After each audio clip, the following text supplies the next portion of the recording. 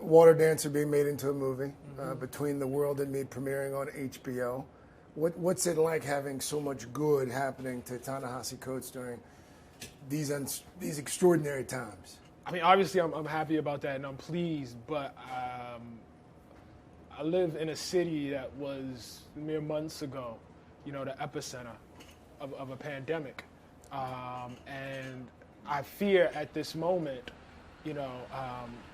maybe it won't be as bad as it was before, but I fear it, going back to that. I'm in an odd position because I have historically found that it is at the worst moments in a society or in a country that people are the most open to what I'm writing about or feel the most need.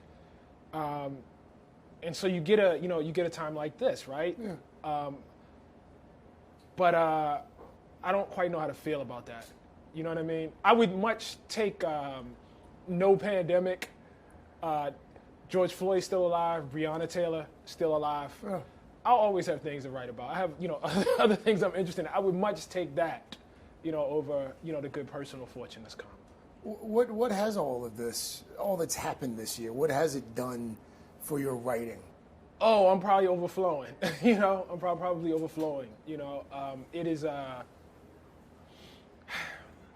Well, it's been quite a bit. I mean, we did the Vanity Fair thing, over the summer. There'll be more to come. I think the difference between before is, I'm not at a publication where it's constantly represented. I'm not really on social media, so it's not really seen in the same way. But I'm overflowing. I'm glad you brought up social media because I noticed that as well. Why are you not visible on social media? I think for somebody like me who is most comfortable and more than comfortable feels that what I have to give are ideas, notions that take a lot of time to cook. Yeah. That have to marinate, that, have to be baked, have to be in the oven for a little while. Something like Twitter is death for me. It was probably bad, and it would have been, much, much worse. Because I think it incentivizes two things that are not good for my process. It incentivizes immediate reaction, and it incentivizes argument. I don't know why it's that way, but people who I have met or know in real life are one way in real life, and if you saw their Twitter persona, you would be like, is that the same person? I've been like, is that the same person? Yeah. And I think for me it would be corrupting. I think it requires a stronger will than I probably possess. Well, there's also no space for nuance.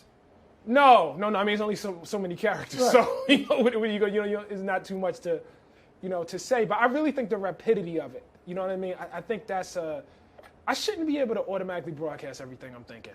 I shouldn't even have the power to do that. Because you can say I have the power to do it, but I'm not going to do it. But that's not how the world works. No. That's not how the world. You're going to do it because, all humans, we're weak, Between the World and Me, when it came out in 2015, it was revolutionary in so many ways. It's one of the best books I've ever read. Thank you. Do you think that it's received differently now than it was 5 years ago? Probably, but that's hard for me to see. You know what I mean? Because when I see Between the World and Me, I see rewriting it 3 times, 4 times. I see thinking, well, I don't think this is going to work. Really? Yeah. I always tell people it's like having a kid. And like your kid goes out into the world after your kid's grown and people tell you how great your kid is, which is awesome, but what you see is all the work you put in. Yeah. You know what I mean? Raising your kid. Your kid is still, the little boy who was lying about whatever, or, you know what I mean? Yeah. Messing around in that 3rd grade reading class. That's what you remember. Or the good things too, but they're private things. You know what I mean? So my relationship with the book is very private. It is everything probably up until publication. And then after that, it belongs to the world. It's not mine anymore. But you recognize the influence that it had on society, and especially people that look like me and you, people who are rearing young black men in America. I recognize that it was well read. I do reckon I can see that. But I get the sense that maybe you don't think it was as impactful as it was. I think it takes time to judge that. You know what I mean? Well, we'll see. I hope so. You know what I mean? But it's hard first of all, there's time, but the second thing is when you make the thing, you are like almost in a bubble. Like you can't really see it out in the world. You can't really see yourself out in the world. So it's tough, because you walk in a room and people, they don't speak to you the same way as though if you were not there. You know what I mean? Both for good and for bad. They don't speak about your work in the same way, I know that a lot of people read it because that's just a mathematical question. Yeah. But in terms of, do you think it changed our thinking at all? Like I'm the wrong person to ask that. Why? Like you're asking me what the impact of my own work was. But what I'm saying is because it's my work, I can't objectively assess that. Yeah. Like that's a literary critic or, somebody, a journalist, a different journalist who's not me. You would have to tell me that. Yeah. I hope so. When you saw it come to life in the HBO film, when you saw that, what did you think? Well, it was more like a second life, you know what I mean? Because it was intended to be a book and I have this very intimate, I imagined. So I had a specific memory of being a student at Howard University and reading The Fire Next Time in Founders Library in one sitting. And it was so short, but it was intense. And I had, that was the kind of reading experience I was trying to create for somebody. Seeing it first at the Apollo Theater and then in this version, in the film version, it's a totally different experience. It's an ensemble experience. It's a much more collective experience. One of the cool things about it is it means something when I write it a certain way, but when Angela Davis says it, it has a different level of meaning. When Felicia Rashad says it, there's something else that they obviously bring. It's like Aretha Franklin didn't write Respect, but it's her song. Mm-hmm. You know what I mean? It's one of those, sorts of things. So I think it's pretty incredible to see it refracted through all of the lenses of these really, really, incredible actors and activists. Did you provide any editorial input? Absolutely none. I mean, I got cuts, and I would say offer suggestions, but no, that film belongs largely to Camilla Forbes, our director. That it's her film. It was her, theatrical production. I'm very proud of her and very proud of it. Who also just happens to be your wife's best friend as well. Yeah, just so happens. It's a difficult thing, right? Because who are you going to trust, right? Like, I got a lot of people who had interest in adapting Between the World and Me in various ways, but I don't know any of them, And Camilla, not only being my wife's best friend, but we had worked together. We had been working together in various capacities since we were students together at Howard. And so we had an established working relationship, established personal relationship. So it was pretty easy. I had no idea what she would do. Even the notion of it being a film came from a small group of us who would get together on Zoom and have a game night during the pandemic. You can't go anywhere, right? Yeah. And so in that group was myself, Camila, and Susan Kalechi Watson, who's also one of the producers. All of us, went to Howard together, so we could get together, talk. And at one point, I think one of us, either me or Cam, I can't remember who it was, like, yo, we should do some sort of Zoom reading of this. Yeah. It probably was not me. I wouldn't have had that idea. And we were like, yeah, okay, we'll do like a Zoom reading. You know what I mean? We'll just put it out there.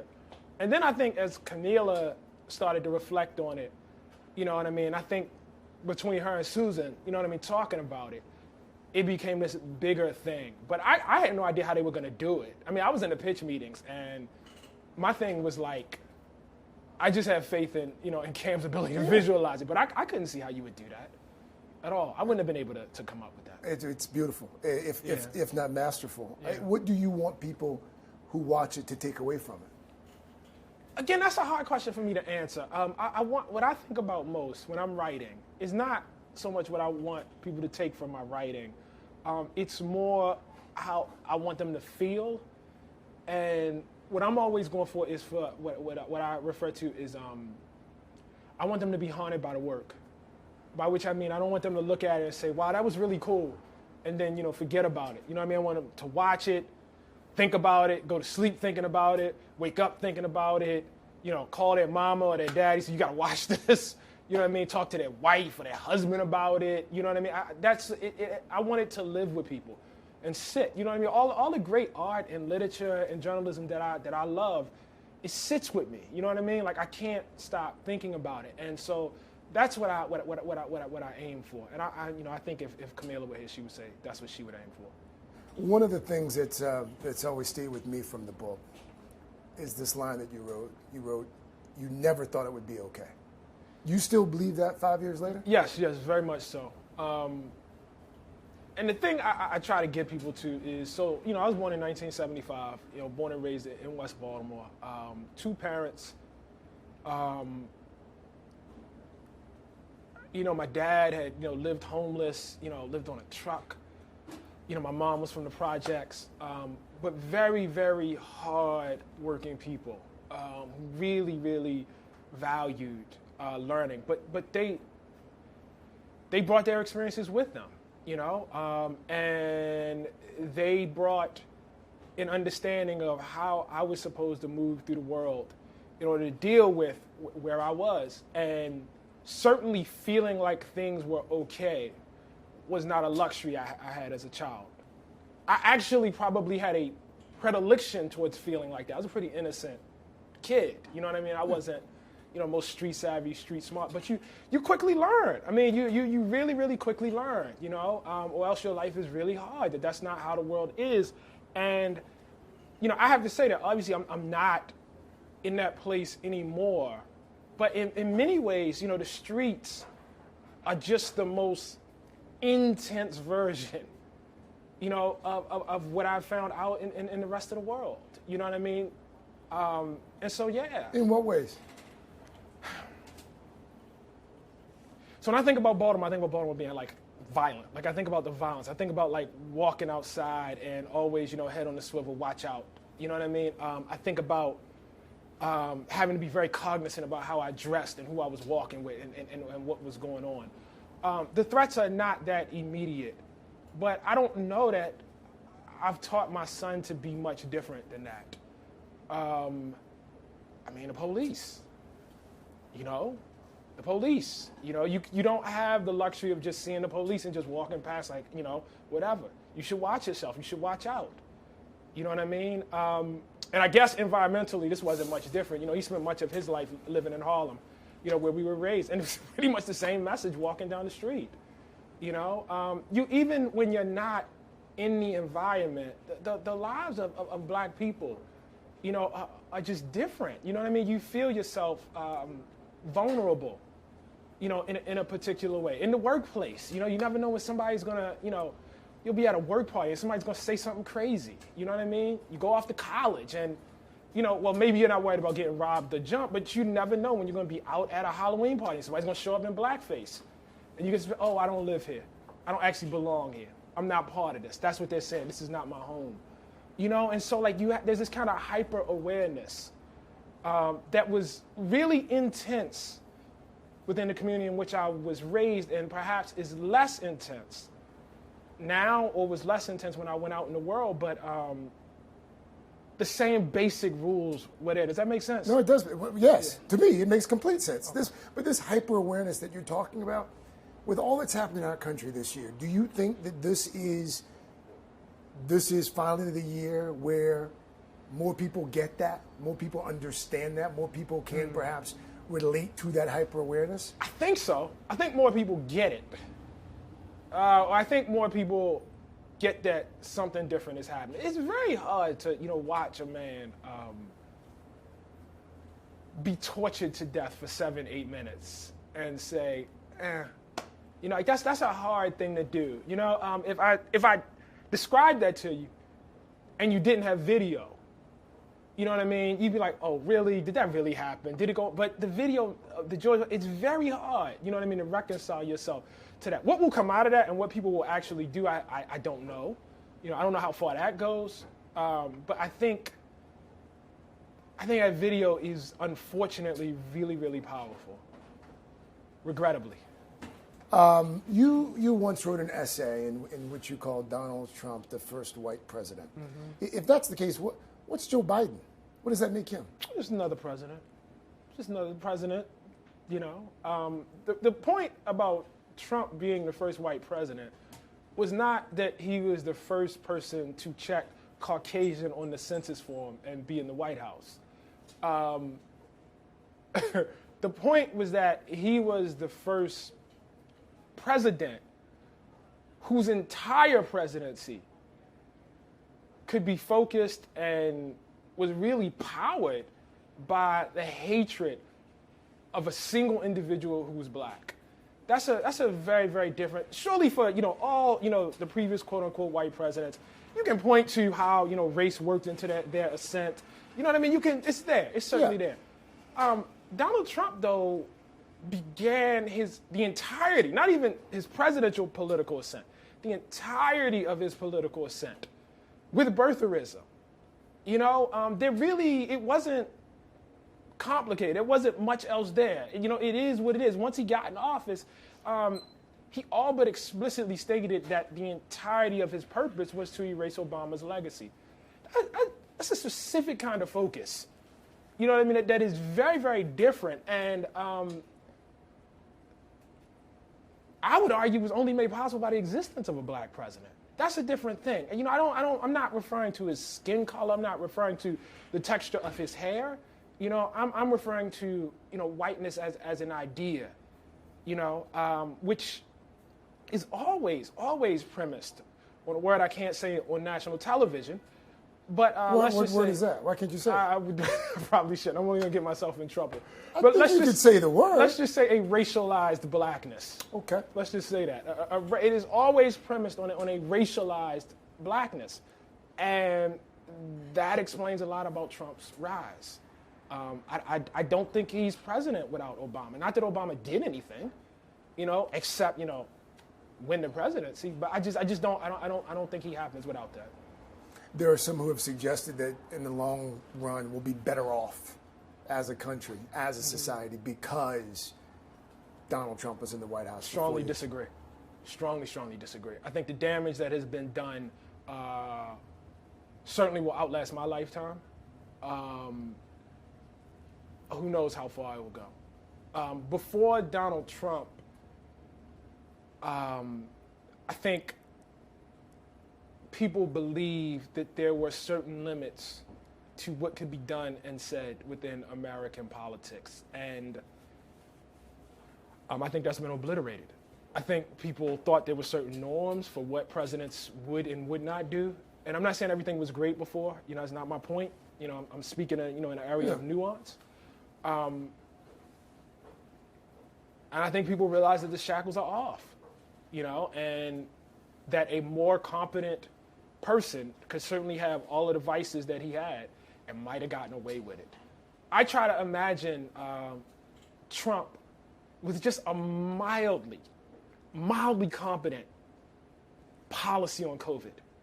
Might have won. You know, if he just made that one concession, you know? And so, I don't know. I think a great deal of damage has been done. I can't even begin to assess the damage that's been done, for instance, internationally, you know? But the norms that have been smashed, are you saying you don't think these are norms that are ever reestablished again and adhered to, or? Yeah, I think they take time. I imagine that they would take time. I imagine they would take quite a bit of time. I understand the argument. I understand now we can see things clearly. You know, I get it. But no. I don't think this was good at all. I think it was really bad. What role should writers and thinkers like yourself, what role should they play in a post-Trump world?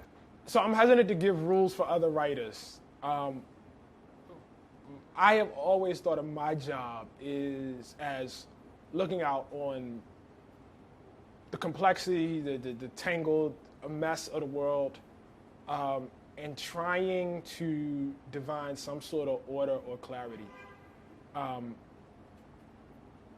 I always saw my job as to, illuminate. Something happens and we don't understand why. And I think the highest calling, for journalists and for writers is to explain why, to try to figure out why. And I think I am at my best when I'm actually figuring it out myself, not declaring. Like, I don't understand why either. You know what I mean? So now I'm going to go figure it out. You know, you take a work like Between the World and Me. It's not like I had it in the back of my head and I sat down and was like, oh, here it is. You know, that's the work of me figuring some things out. You know, and so I don't think that role changes too much for me. Going back to Between the World and Me, the role of Howard in your life is one of the central themes, and how it shaped and molded you, not even just as a writer and thinker, but as a man. Right. And now we have a vice president-elect who graduated from an HBCU. What is the importance? What is the significance of that? Yeah, to you? For me, because I think it's actually different for somebody like me and somebody like, say, Kamala. And at the same time, there are very big, large similarities. So the difference is, I was raised in a pretty segregated environment. I did not have white friends. I didn't have any non-black friends. I didn't know anybody really on any sort of personal, intimate level who wasn't black. So that would describe probably about half of Howard's population when I was there, okay? The other half were people who had actually grown up either in more diverse environments or, frankly, all white environments. I was coming to Howard because it was all I knew. They were coming to Howard to get away, you know, because it's tough. It's tough, you know. I'm speaking on personal experiences, like my wife's story. You know what I mean? There's a question about race. You're the only black kid in the advanced class, and they all turn around, and you got to have an answer. You know what I mean? That's the feeling. And so people would come, you know, from that perspective. For me, it was all I knew. But I probably needed it as much as even, you know, those kids who were coming, you know, from somewhere else. Because I had never had the good fortune of being surrounded by so many brilliant, curious, active, energetic young people. And frankly, if I think about the professors, older people too, you know, there was this deep, deep sense that your life should be about something. That, you know, you didn't come here to just party it out. We did plenty of partying, and that was fine. You know what I mean? But you really didn't. You didn't even just come here to sit in the class. Man, you walking in the steps of Toni Morrison. You know what I'm saying? You walking in the steps of Zora Neale Hurston. You know, and Mary Baraka, Kwame Ture. You better be about something. You know, and that blast, you know, I needed it because there was nowhere else in the world I was going to get it. So go out into the world, and in my profession, let's just say there was an overrepresentation of white people who had gone to Ivy League schools. I never felt insecure for a day. I never felt less than. I never felt like I couldn't compete. I felt like I had been around some of the smartest people in the world who just happened to be black. I felt like I, you know, had some of the smartest, you know, professors that I, you know, could have had, you know, who might have been black or white, quite frankly. But with Sharp, I felt very, very well prepared and very well trained. And I felt situated within myself. Like there was just a kind of confidence that I just, you know, that they gave, that I did not have before I got there. And when you live in a country that is perhaps constantly sending you messages that are not positive about your intellect, about how you look, about how you talk. 4 years of somebody telling you you're okay. And not only are you okay, you're actually kind of great. Like you need that. I needed that. I really, really needed that. I'm not surprised that, you know, your first vice president, to say nothing of your, you know, your first, not just your first black vice president, but your first woman who's a vice president came from Howard. That doesn't surprise me at all. It makes sense, actually. And then your young son comes to you and says, Dad, going to Howard. You said what? Well, that's not quite how it happened. Did it happen? He did have a choice. I know we was joking about whether he had a choice. Yeah. He did. Well, we, you know, not to put him on blast, but we had a deal. And he could have one of two things. you can go to private school, but then you had to go to Howard. And there was a private school he very much liked at the time. And I said, or you can go to public school for high school, and then you can go to any university you want. I would never hold you to it. Because what I wanted, I think what I was trying to impart at that portion of his life was some sort of sense of public engagement and community, And he chose private school. He ended up going to public school anyway. Yeah. Not through any fault of my own, but he ended up at a public school anyway. And I said, listen, you still got to hold up your end of the bargain, brother. You know what I mean? I gave you what you wanted. Yeah. You know what I mean? It didn't work out for you, but not because of me. So now you have to, hold it up. It's a complicated thing because I feel like I really hope I did the right thing. I'm being just straight up with you right now. I really hope I did the right thing. It sounds like you think maybe you didn't. You can't know. How you know? People are different. Every kid is different. You know what I mean? Every person is different. Howard University is not right for everybody. And HBCU is not right for everybody. Yeah. I think it's right for a lot of people, but it's not right for everybody. Everybody's different.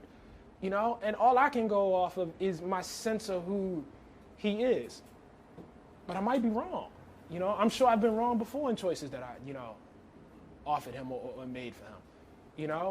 And I can't tell you that I understood why it was right to go to Howard until years later. I certainly didn't understand at the time. It was often very frustrating, alienating, lonely. All of your emotions you go through when you're coming. I had those. It's glamorous and beautiful and incredible in retrospect. Right. Now that it's done, But at the time, I would have told you that was definitively the right choice for me at that point in time, So I probably won't know for him for some years, The 15-year-old that you wrote to in that seminal work of yours, how have you explained all that's happening in the world this year to him? It's been very different. He doesn't live in the house anymore. We actually have limited direct contact right now. We had a little bit more over the summer, but because of what's going on. I don't think people realize the impact this has had on our most intimate bonds. When the last time? I saw my mother at distance over the summer. I haven't seen my dad since I don't know when, So, we're not chopping it up like we usually are. We just can't, But I actually think, look, even when Between the World and Me was published, almost everything in that book was things that we had been talking about with him all his life. It wasn't that we started talking about those when he turned 15. To the extent that it was a compilation, of things. And I think it's the same now, He understands. He understands more than I understood when I was his age. He's, very smart, reads a lot. Like all 20-year-olds probably could use a little bit more wisdom, But I think he's got a pretty good hand on a pretty good understanding of things. Do you think we're better off than we were 5 years ago when you wrote that book? Right now? Yeah. Absolutely not. No. Absolutely. We're talking about in the world, right? Yeah. No, 250,000 Americans are dead in 1 year. We talking about like a 9/11 every day? You know what I mean? For large swaths of the year. But what about our awareness, at least? Do you think that collectively we are perhaps at least more aware of a lot of the things that you wrote about? I like to think so, but the history of this country is that there are moments of opening where the larger company is more aware and there's a backlash and that opening quickly shuts. And I think, and I'm sorry I keep coming back to COVID, but I think living in a time not just of a pandemic, but when there is a violent response to it, when people decide to get guns and go shut down the Michigan legislature, when somebody who is a scholar and an advisor to the president tells people basically to rebel against somebody that's trying to save lives, governor of Michigan. I don't know. I'm scared. There are a lot of irresponsible people with power right now, you know. And I'm not even saying on like not people who are not liberal. That's not what I mean. Not people who, you know, but just kind of blanketly irresponsible. You know, just. So what do you attribute that? I mean, how do you think that came to be? I think it was always there in a certain sector of the country. I think Obama broke, I want to say, the imagination of certain people. I always think about like 2008 after Obama won and how much people were celebrating and how those images were beamed out and how happy people were feeling. Jesse Jackson crying and, you know, everybody feeling like we triumphed and how happy people were. And if you believe, as I do, that white supremacy is a real force in American history, that it is a real thing, that there are people who really do believe this country should be run, you know, by white people, then you have to believe that some people saw that and were pissed off.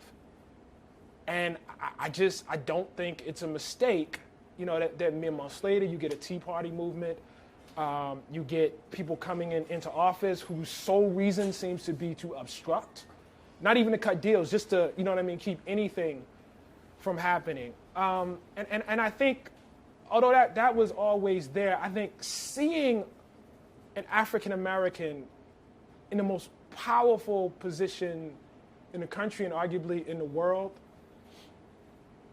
there are people who really believe this country is for white people, or for people who think they're white. There are people who are strongly attached to that idea. I think the president's one. I don't think you have I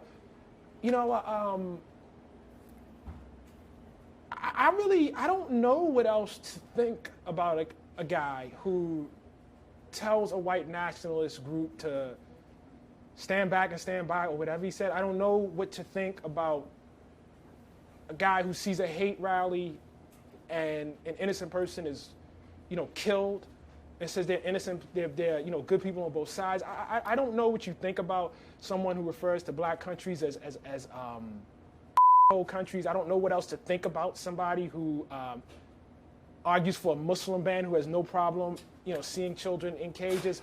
If all of that's okay for you, look, all presidents do things, you know what I mean? And all presidents do things that they're not proud of. But to be gleefully proud of inflicting so much hurt on people who are not white, to see COVID around this country and look and say, oh, it's fine because it's only hurting people in the cities, you know, COVID for black and brown folks. You put all that together, and then you layer it on top of this country's history. How can he not be a white supremacist? At some point, 1 + 1 is 2. Like, I don't, I'm not, you know, people throw out names, and this is not something I would say about George Bush. Like, I wouldn't, you know, obviously I have strong political disagreements with George Bush, but I wouldn't sit here and say to you, what I just said, I might analyze how race works, It was president in his presidency. Maybe there would have been a different response to Katrina, etc. But to me, this is pretty clear mathematics. So when you have a force that's that powerful and repel somebody to the White House, and everything that came out of that, that's tough.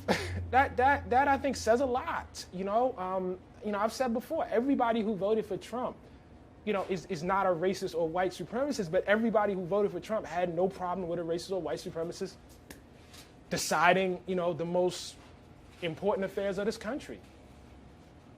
That's scary to me. That's scary to me.